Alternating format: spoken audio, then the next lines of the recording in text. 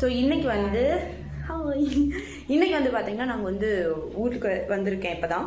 So நம்ம வந்து இப்போ வெளியே போகலாம் அப்படின்னு பிளான் பண்ணியிருக்கோம். என்னென்ன பண்ண போகிறோம்னு எங்களுக்கும் ஐடியா இல்லை, போயிட்டு தான் பண்ண போகிறோம். ஸோ நீங்களே என் கூட வாங்க, என்னெல்லாம் பண்ண போகிறேன்னு காமிக்கிறேன். ஸோ எங்கள் கூட வந்து ஜாயின் பண்ணிக்கோங்க.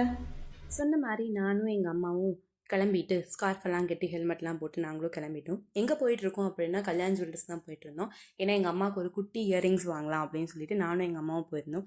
எங்கள் நேரமோ என்னமோ சரியில்லை, எங்களுக்கு வந்து அந்த இயரிங்ஸ் டிசைன்ஸ் எதுவுமே பிடிக்கல.